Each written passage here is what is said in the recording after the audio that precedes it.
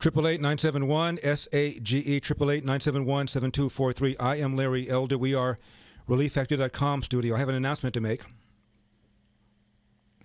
Months ago, I was approached to run for governor by Dennis Prager because people ask him to ask me. They know how much I respect Dennis and how influential Dennis has been in my life and my career. And I said, Dennis, thank you for that, but hell no. And I said, I think this state is ungovernable. The Democrats enjoy supermajorities in the Senate, supermajorities in the Assembly. So Republicans even need not show up for work, and they can do whatever damn thing they want. And they have. And Dennis said, I agree with that. I got you. But then more people and more people and more people that I respect, including people like Pastor Jack Hibbs of the Calvary Church in Costa Mesa, Lionel Chetwin, the film writer and producer, the one who got nominated for Best Original Adapted Screenplay. Known him for years. Individually, they came to me and said, you've got to do this. And the more I thought about it, and the more egregious Gavin Newsom's behavior was, the man goes to the French Laundry, that expensive, pricey, Shishi restaurant, not just the most expensive, one of the most expensive restaurants in California, one of the most expensive restaurants in the nation, and sits there with the very people that drafted the coronavirus mandates and proceeded to violate them as they sat there, not wearing masks, not engaging in social distancing. It's an outrage. Meanwhile, his own kids continue to enjoy their private in-school education. His own winery was exempted from the coronavirus mandates that shut down so many small businesses. We still have no idea how many bankruptcies there are because the bankruptcy courts are just now opening up. I know that 2/3 of jobs have been restored in other states outside of California on average. In California, it's just half. I've never run for public office before. Let me scratch that.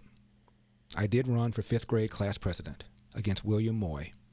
I carried 3 out of 4 rows. It was a slaughter. It was a landslide. I don't remember what my agenda was. All I know is I won. Didn't spend a lot of money either. I told you that my dad came out here in 1945 after the war, worked 2 full-time jobs as a janitor, managed to have a stay-at-home wife, my mom, who raised 3 boys, and she did not go to work outside the home until my brother Dennis was in middle school. He did that on a janitor's salary. 2 jobs to be sure, but still a janitor's salary. That is impossible today. The house that he bought is now worth $600,000. And that's because of the high cost of living in California, largely because of the anti-growth, anti-building narrative that has been pushed down the throats by these environmental extremists. Put a house on the market now, you're going to have 10, 15, 20 people bidding for the house. It's ridiculous. Wonderful if you're the owner of the house. Horrible if you're trying to get that starter house if you're a young family. That's why so many young people are leaving. And for the first time last year, California had an out-migration of people. Company after company leaving. At one time, this state was headquartered for all the top oil and gas companies. Well, oil and gas is a 4-letter word here in California. Now, I made very good grades when I was in my public school, Crenshaw High School. And I thought I was a world beater. I thought I was a genius. Until I was bused for 1 semester to a really good public school called Fairfax High. And I realized these teachers were demanding more. They had demanded more ever since these kids were in kindergarten. And they were light years ahead of the average kid in Crenshaw. They were light years ahead of me. For the first time in my life, I got a D. Finally raised it to a B by the end of the semester. But I struggled and struggled and struggled. And the very first day I was there, I came home and I was crying. I told my mom I felt I had been ripped off. I felt I could have been as good as these kids if I had had the same level of education, same level of demand. And she said, I'm sure you could have, and I'm sure you would have. But Larry, your father and I did not have the money to put you in a better school. And my mom started crying. And she said, maybe someday, Larry, you can grow up and do something about it. Well, that someday is here. We have rising crime, ridiculous laws that allow a person to steal up to $950 a day without being a felon, without fearing going to jail. We have an attack on the police, causing the police to pull back. We have incredible homelessness here in California. It is estimated that maybe 1/4 of all the homeless population in America is here in California. And why not?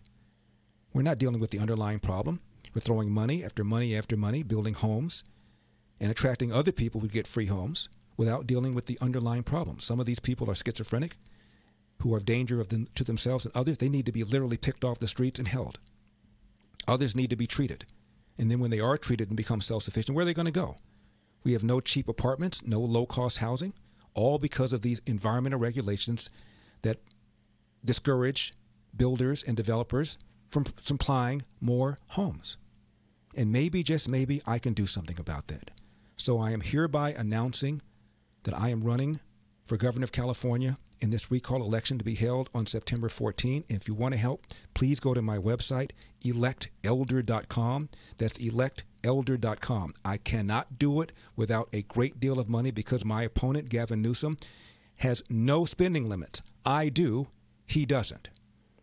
The top maximum individual contribution is $34,200. I doubt that very many people have that. I know I don't. But collectively, $25 here, $50 here, $100 here, $500 here, we might be able to put together a decent war chest. So with the advertising and with appearances up and down the state on television and radio, maybe, just maybe, we can scare this guy. And maybe, just maybe, we can remove this guy and I could be the person to succeed him. But the target is Gavin Newsom.